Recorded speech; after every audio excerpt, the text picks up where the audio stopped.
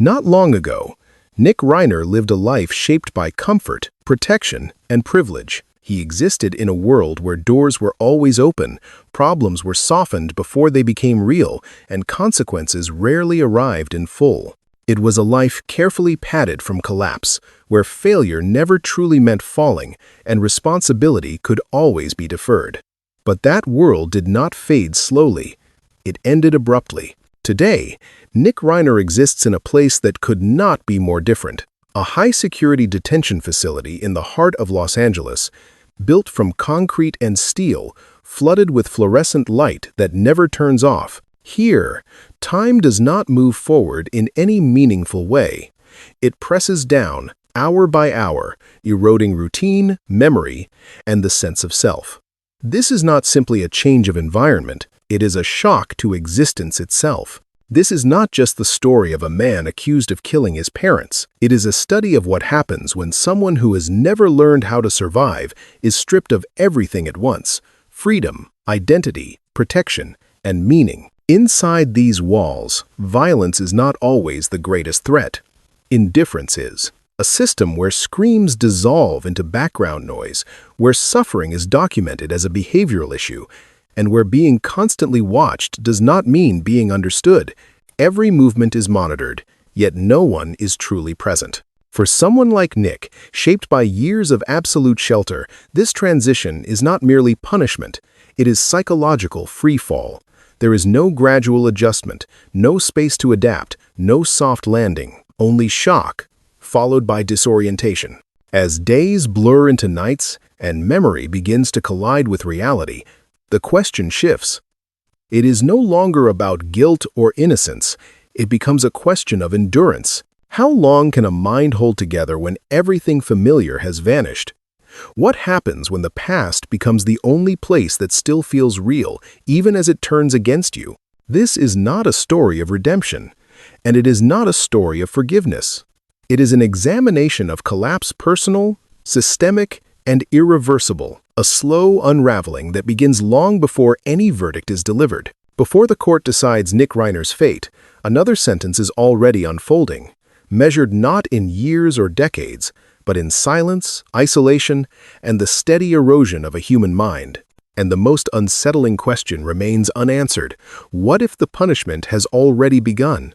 Nick Reiner is currently being held at Twin Towers Correctional Facility, a massive detention complex located in downtown Los Angeles, typically reserved for defendants facing the most serious criminal charges. This is not a place designed for rehabilitation or long-term sentencing. It is a holding space, a limbo where time stretches unnaturally and each day carries the weight of uncertainty. For most detainees, Twin Towers is already harsh. For someone like Nick, it represents a total rupture from everything he has ever known. The facility itself has long carried a reputation that extends beyond its walls. According to unofficial accounts and reports from individuals familiar with the environment, Twin Towers is widely regarded as one of the most deteriorated and psychologically punishing detention facilities in the Los Angeles system. Chronic overcrowding has transformed living areas into suffocating enclosures with cramped cells, damp concrete walls, and a near-total absence of natural light. Fluorescent lamps remain on day and night, erasing the body's natural sense of time and rest. Here, sleep does not come easily, and when it does, it is shallow and fragile. Sanitation conditions inside the facility are often described as alarming. Toilets are reported to remain broken for extended periods, forcing inmates to live amid persistent odors and backed-up sewage. Mold clings to corners of walls and ceilings, while the smell of dampness mixes constantly with waste. Rats and insects appearing in housing units are not considered unusual. Food, when it arrives, is frequently cold, unappetizing, and sometimes visibly spoiled. For many inmates, eating becomes a mechanical act of survival. For Nick, according to accounts, it often becomes impossible. He is said to stare at meal trays for long stretches before pushing them away, quietly muttering in disbelief, as if still unable to reconcile this reality with the life he once lived. But the physical decay of the environment is only part of the pressure. The psychological atmosphere inside Twin Towers is far more corrosive. The jail primarily houses inmates facing violent charges or severe mental health issues, many of whom are accustomed to confrontation and survival through intimidation. Tension hangs constantly in the air. A wrong glance, an ill-timed word, or a moment of visible fear can be enough to trigger conflict. Violence does not need to erupt openly to be present. It exists as a constant, silent threat, shaping every interaction. For someone unaccustomed to confrontation, deprivation, or rigid hierarchy, this environment becomes a relentless test. Nick, who spent more than 3 decades insulated from consequences and hardship, entered a space where weakness is not met with compassion, but quietly noted. Here, people watch posture, eye contact, breathing, and hesitation. Fear does not need to be spoken aloud. It is read instantly, and once it is seen, it cannot be unseen. This is where the transformation begins, not in a dramatic outburst, but in the slow realization that nothing in this place responds to who you used to be. Wealth, family name, and past identity hold no currency. Inside Twin Towers, there is no prestige, no protection, and no buffer between distress and exposure. There is only endurance. And for Nick Reiner, the question becomes unavoidable. How long can someone survive in a world that no longer recognizes them as human, but merely as a problem to be contained? Inside Twin Towers Correctional Facility, the initial shock does not announce itself loudly.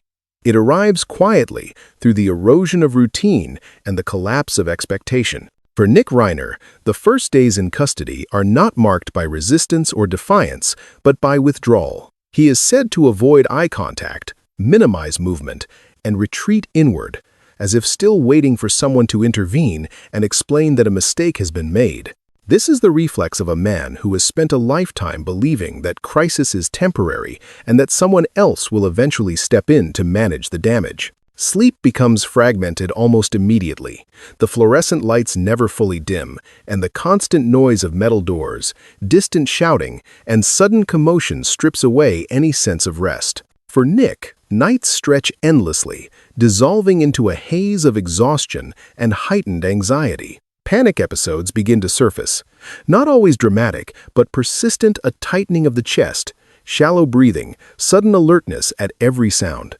Each unfamiliar noise becomes a potential threat, each shadow passing the bars a reminder that he no longer controls his surroundings. What makes this stage particularly dangerous is not just fear, but visibility. In this environment, fear cannot be hidden for long. Other inmates observe constantly, reading posture, hesitation, and reaction time with practiced precision. Someone who freezes instead of responding, who flinches at movement, who avoids confrontation entirely, is silently categorized. Compassion does not enter the equation. Weakness is not punished immediately, but it is recorded, and once it is noticed, it follows. Nick is not accustomed to confrontation or hierarchy. He has never needed to learn when to speak, when to stay silent, or how to perform toughness for survival. There is no learned mask, no instinctive defense. His fear does not manifest as aggression, but as confusion and retreat. In a place governed by unspoken rules, this absence of adaptation becomes its own risk. The system does not respond to panic with reassurance. It responds with control. As his distress increases, Nick reportedly begins to vocalize his denial. At times, phrases like, "I didn't do it," or "let me out," echo through the night, repeated without variation, as if saying the words enough times might restore the world he recognizes. But here, repetition does not create understanding, it creates distance. Screams do not summon help, they blend into the background, cataloged as behavioral disturbance rather than human crisis. This is the moment where the transformation accelerates. The realization sets in, slowly and painfully, that nothing in this place responds to who he used to be. There is no negotiation with reality here, no appeal to context or history. The system does not ask why someone is breaking down. It only asks how to contain it. And as Nick Reiner's panic becomes more visible, the response becomes more procedural, more distant, and ultimately more isolating. The first cracks do not break him completely, but they mark the beginning of a shift that will not reverse. a transition from confusion to disintegration, from disbelief to a creeping awareness that no rescue is coming. In this environment, collapse does not happen all at once. It unfolds quietly, hour by hour, as hope gives way to endurance, and endurance begins to fail. As Nick Reiner's behavior deteriorates, the system does not ask what he is experiencing. It asks what level of risk he represents. Inside a detention facility built to process thousands of bodies and cases, mental health is not approached as a human condition, but as a variable to be controlled. Intervention does not begin with understanding. It begins with classification. Checks are conducted. Forms are filled. Notes are taken. But these interactions are brief and procedural, designed to answer a narrow question. Is this individual an immediate danger to himself or others? Anything beyond that falls outside the system's priority. There is no space for long conversations, no continuity, no relationship. Stability is not the goal. Predictability is. Medication becomes the primary instrument, not as treatment in the therapeutic sense, but as a means of regulation. Dosages are adjusted, regimens altered, not to restore clarity, but to reduce volatility. The objective is simple: fewer incidents, fewer disruptions, fewer variables. For someone already struggling to distinguish memory from the present, this does not ground reality. It fragments it further.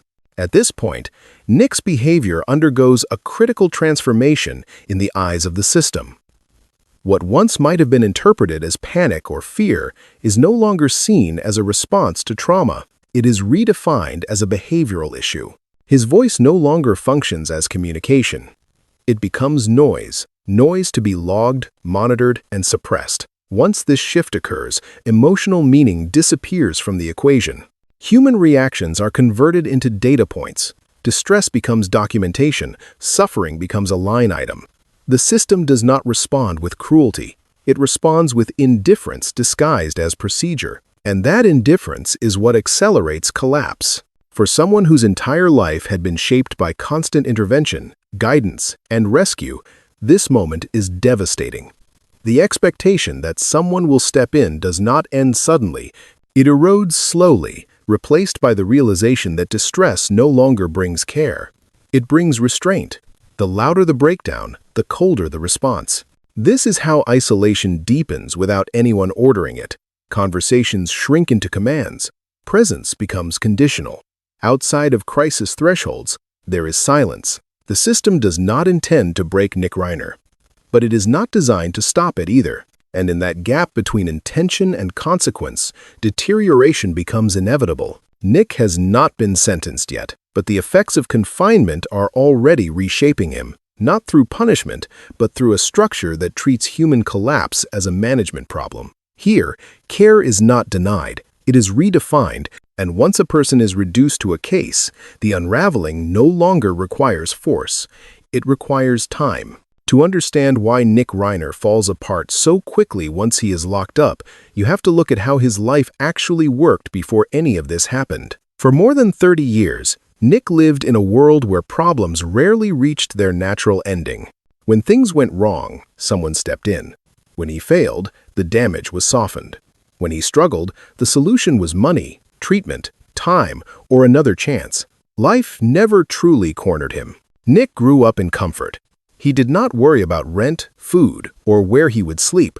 When he had emotional or psychological issues, his parents paid for therapy. When therapy didn't work, they paid for another program. When that failed, they tried again.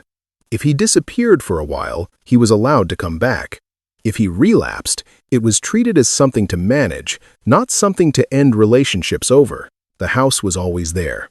The support never ran out. As an adult, this pattern continued. Nick did not hold a stable job for long. He did not manage his own life in a consistent way, but the consequences never fully landed.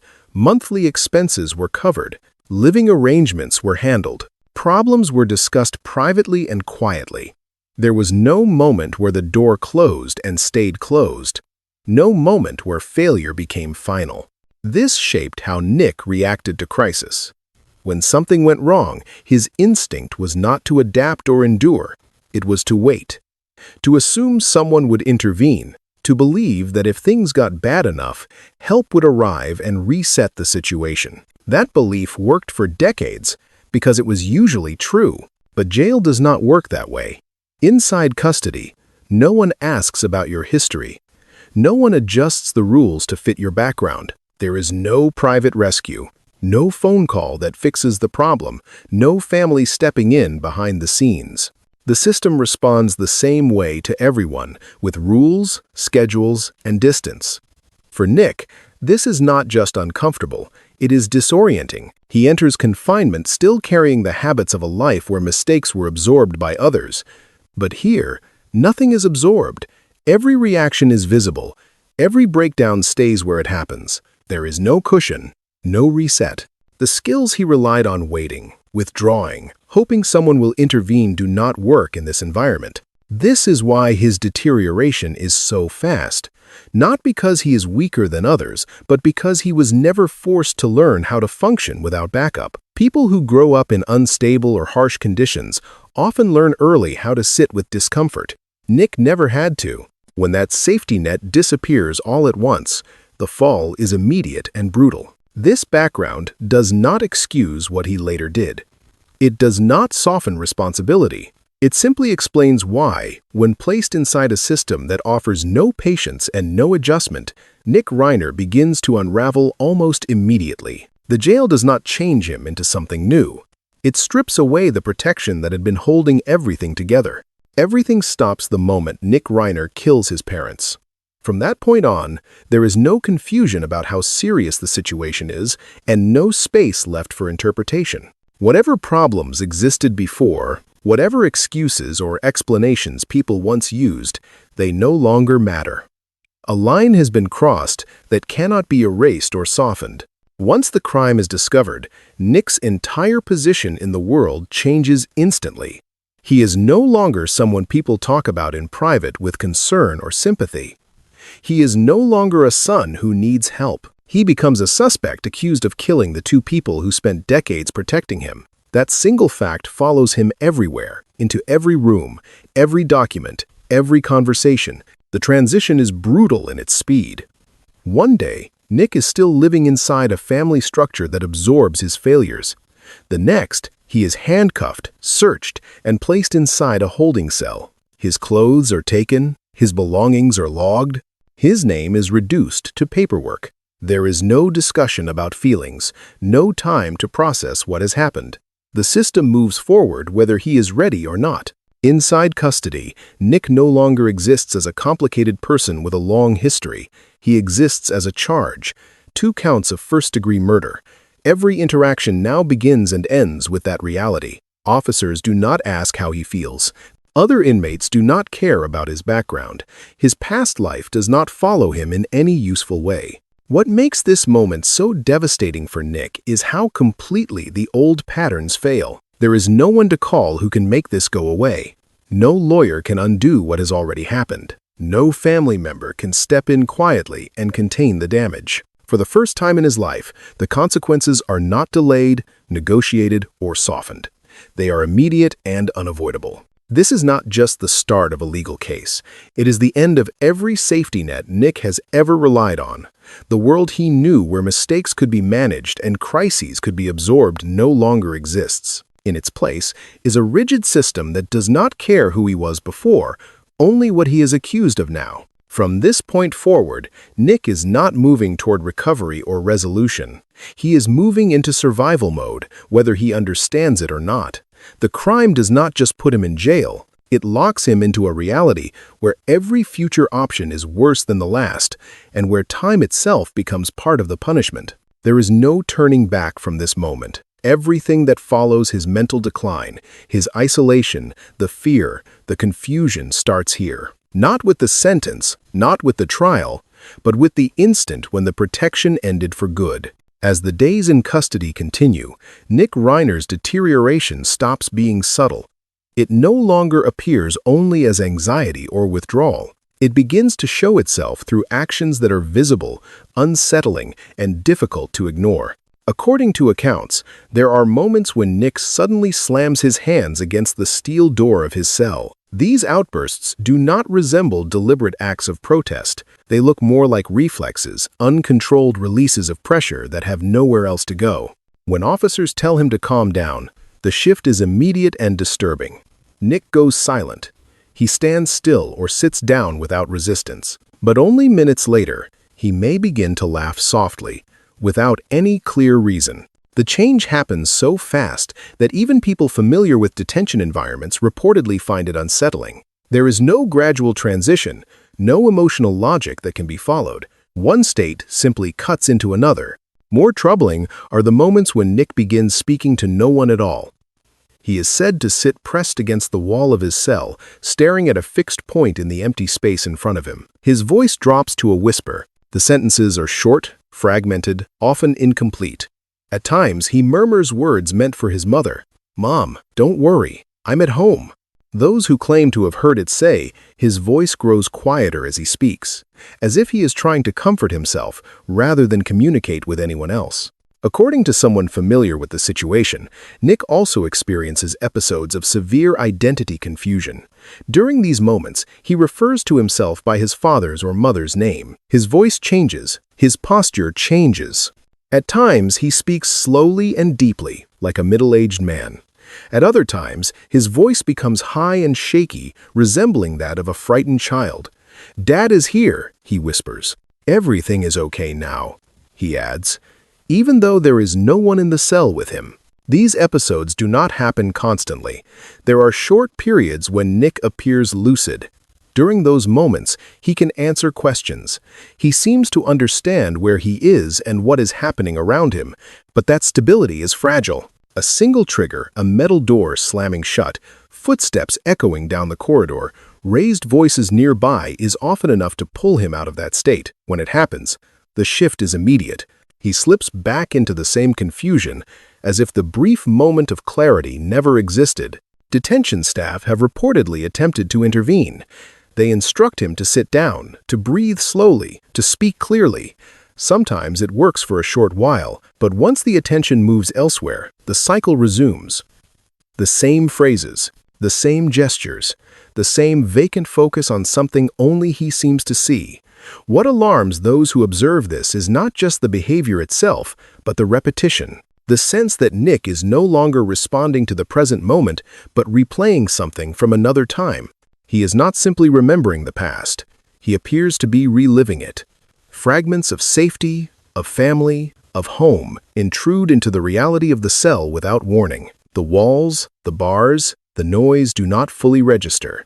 During rare court appearances, Nick has been seen wearing an anti-self-harm safety garment, a loose vest with no fasteners or strings. It is a precaution typically reserved for detainees considered at high risk of harming themselves. The image stands in stark contrast to the life he once lived and quietly signals how serious his condition is considered to be. At this stage, Nick Reiner is not engaging with the system around him in any meaningful way. He is surviving moment to moment, drifting between brief awareness and deep confusion. Time no longer feels continuous.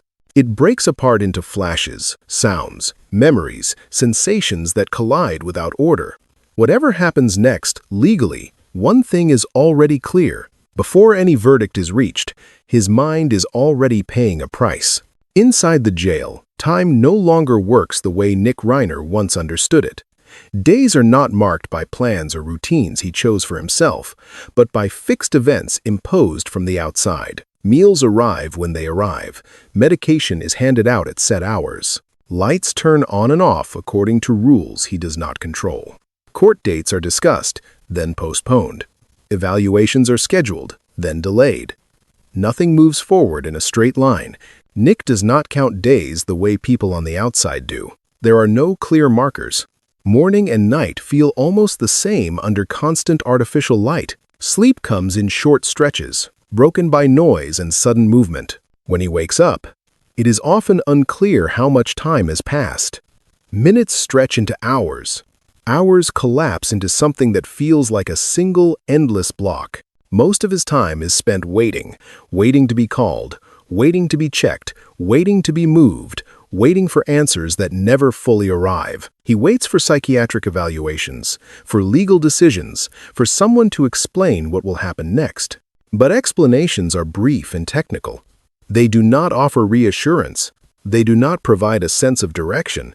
They simply confirm that more waiting is required. For someone already struggling to stay connected to the present, this kind of waiting is especially damaging. There is nothing to hold on to, no task to complete, no progress to measure. The mind turns inward, thoughts loop. Memories resurface without order.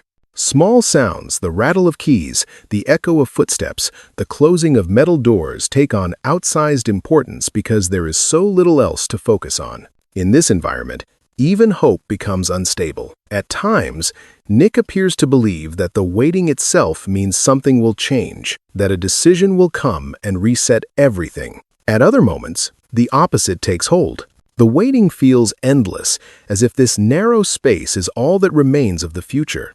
The swing between those two ideas happens quietly, without warning, and without resolution. The jail does not respond to this confusion. It is not designed to. Its function is to hold, not to guide. As long as Nick remains physically contained and minimally compliant, the system continues as normal. His internal state does not alter the schedule. His fear does not speed up the process. Time inside does not react to distress. This is how waiting becomes its own form of pressure. Not dramatic, not violent, but constant. Each day adds weight without offering clarity. For Nick Reiner, whose sense of stability was already fragile, this waiting does not allow recovery. It slowly erodes whatever remains of his ability to orient himself in reality. The longer it continues, the harder it becomes to imagine an endpoint at all. As Nick Reiner remains in custody, one idea continues to hover over his case: the insanity defense. To many people watching from the outside, it sounds like a way out, a legal loophole, a technical argument that could make the charges disappear and replace punishment with treatment. But inside the criminal justice system, that belief does not match reality. If the court were to accept that Nick was mentally incompetent at the time of the crime, he would not be released. He would not return home. He would be transferred. Instead of a jail cell, he would be sent to a forensic psychiatric hospital. The doors would still be locked. Movement would still be restricted. Guards and surveillance would still be constant. The difference would not be freedom, but location. Life inside a forensic hospital is tightly controlled. Patients do not choose when they wake up, what medication they take, or when they are allowed to leave their rooms. Medication is often heavy, prescribed not to bring comfort, but to suppress agitation, stabilize behavior, and reduce risk. Therapy, when available, is structured and limited. The goal is not healing in the way most people imagine it. The goal is control and predictability. Decisions inside these institutions are not made quickly. Patients are reviewed periodically by doctors, administrators, and courts. Each review asks the same question: is this person safe enough to be released? The answer is almost always no. Any sign of instability resets the clock. Any episode, any regression, any refusal to comply can add years. Time in these facilities is not measured in days or months.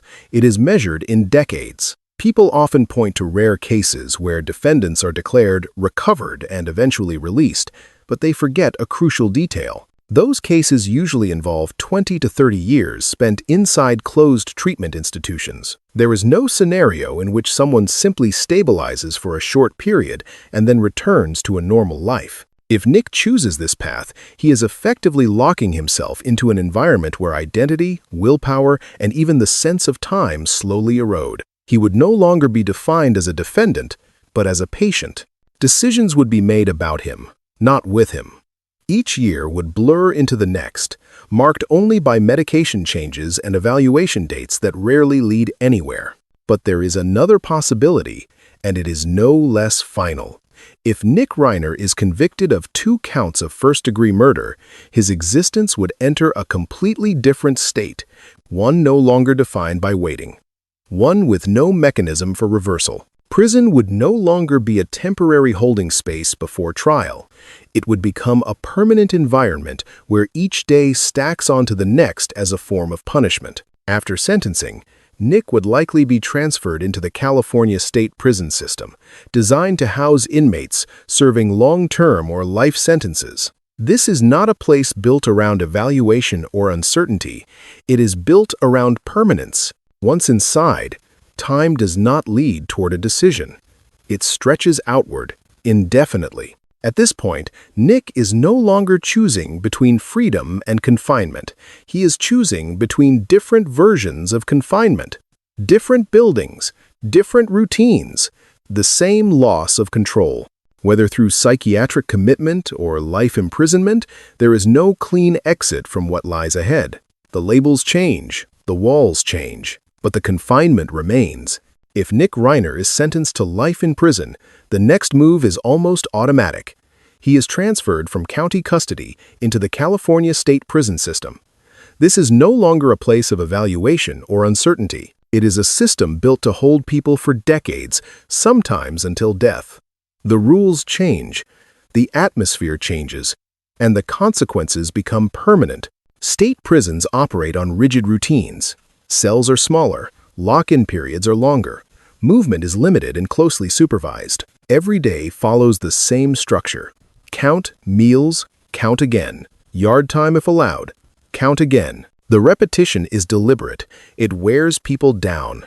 It removes the illusion that time is moving towards something better. Once inside, Nick would be classified. His charges, mental history, and behavior would be reviewed and assigned a custody level. 2 counts of first-degree murder place him immediately in a high-risk category. Combined with documented mental instability and substance abuse, this classification would likely restrict his housing options even further. Protective custody or restricted units become real possibilities, not as protection, but as control. In prison culture, crimes matter. Killing one's own parents carries a specific weight. It does not need to be announced publicly. Word travels quickly through files, whispers, and observation. Once that information circulates, it changes how others see you. Inmate society is structured around unspoken rules, and certain crimes place a person at the bottom instantly. Life inside is governed by constant testing, not always through open violence, but through pressure. Eye contact held too long, a comment made at the wrong time, a refusal to comply with an unspoken expectation. Each moment becomes a quiet assessment of strength, awareness, and willingness to react. Weakness is noted, hesitation is remembered. Nick enters this environment with no experience and no alliances. His physical size offers limited protection. Strength in prison is not measured by height or weight alone, but by presence, awareness, and the ability to respond decisively. People who have spent years inside recognize the difference immediately. Money is another factor. In prison, money means access, better food, protection, communication, favors. Nick no longer has that safety net. His parents are gone. Family support appears minimal or non-existent. Without money, there is no buffer. Every interaction becomes more dangerous. Over time, survival often comes with conditions. People are pressured to run errands, carry contraband, take risks others avoid. Refusal has consequences. Compliance has consequences too. Each choice narrows the next. What begins as a small favor can quickly become obligation. This is how prison does not need to kill someone directly. It only needs time. The body changes, weight drops, sleep deteriorates, the mind adapts in unhealthy ways or breaks down entirely. The person who entered is slowly replaced by someone shaped entirely by confinement. For Nick Reiner, a life sentence would not be defined by dramatic moments, but by erosion. Day after day, rule after rule, loss after loss. No headlines. No closure, just time pressing forward without relief. Whatever the court decides, the world waiting on the other side of a life sentence is not one of punishment alone. It is one of permanent transformation. By this point, the debate around Nick Reiner no longer centers on guilt alone. That question belongs to the court. What remains unsettled is something more difficult to define. Where does responsibility end, and where does mental collapse begin? And can the justice system truly separate the two? Nick Reiner enters this final stage stripped of nearly everything that once defined him. His name no longer opens doors. His upbringing no longer shields him. His past life of protection and privilege carries no weight inside the institutions now controlling his future. Whether he is deemed mentally competent or not, the consequences are severe and long-lasting. If he is found guilty and sentenced to life in prison, his existence becomes fixed. No waiting for evaluations, no hope for reversal, just years measured by routine, pressure, and slow erosion. If, instead, the court accepts an insanity defense, the outcome is different in form but not in substance. Locked wards replace prison blocks. Medication replaces bars. Decades pass either way. Public opinion tends to simplify stories like this. Some see only the crime and demand punishment without hesitation. Others focus on illness and argue that Nick himself is another victim of a system that failed him long before the tragedy occurred. But reality does not fit neatly into either view. What makes this case so unsettling is not just the act itself, but the path that led to it. Years of protection without accountability, endless second chances without real boundaries, a life cushioned from consequence until consequence arrived all at once in the most irreversible way possible. Nick Reiner's future will now be shaped by institutions designed to contain damage, not to repair it. Courts decide sentences. Doctors adjust medication. Guards enforce routine. None of them can undo what has already happened. None of them can restore the lives that were lost. What remains is a man suspended between punishment and collapse, between legal responsibility and psychological ruin. Whether justice is served through confinement, treatment, or permanent removal from society is a question with no clean answer. Perhaps the most unsettling truth is this. Long before any verdict is delivered, Nick Reiner has already lost the life he was meant to live. What lies ahead is not redemption or resolution, but time unbroken, relentless time spent inside systems that rarely give anything back. And so the question lingers. Is Nick Reiner's fate an inevitable price for an unforgivable crime, or a tragedy layered on top of years of quiet failure? Where should justice draw the line? And when punishment is necessary, how much is enough? Once someone is placed in that role, there is no clean way out. Protection in prison is never free. It comes with conditions, expectations, and debts that do not disappear. Each favor received creates another obligation. Each obligation narrows the range of choices even further. At first, the tasks seem small: holding something temporarily, passing a message, standing in a place you are told to stand. But the risks increase quickly. Searches happen without warning. If contraband is found, someone has to take the fall. That person is rarely the one with power. It is the one with the least to lose. For someone like Nick Reiner, this creates a dangerous pattern. With no money, no allies, and a history of substance abuse, he becomes easy to pressure. Addiction inside prison is not treated as an illness. It is treated as leverage. Drugs are available, but never cheap. Payment is not always made in cash. It is made in compliance. This is how survival slowly turns into submission, not through force alone, but through exhaustion. Saying no becomes harder each time. The consequences of refusal feel immediate. The consequences of compliance are delayed, which makes them easier to ignore. By the time the damage is visible, the path back no longer exists. The physical toll follows quickly. Weight drops, muscles weaken, sleep becomes fragmented. The body is constantly tense, waiting for the next test. The mind adapts by narrowing its focus to the present moment only. Long-term thinking disappears. The future becomes something too distant to engage with. This is the reality of a life sentence. It is not a single punishment, but a chain of small losses that accumulate over time. Dignity erodes. Autonomy disappears. Identity reshapes itself around survival rather than choice. For Nick Reiner, this world would not offer redemption or understanding.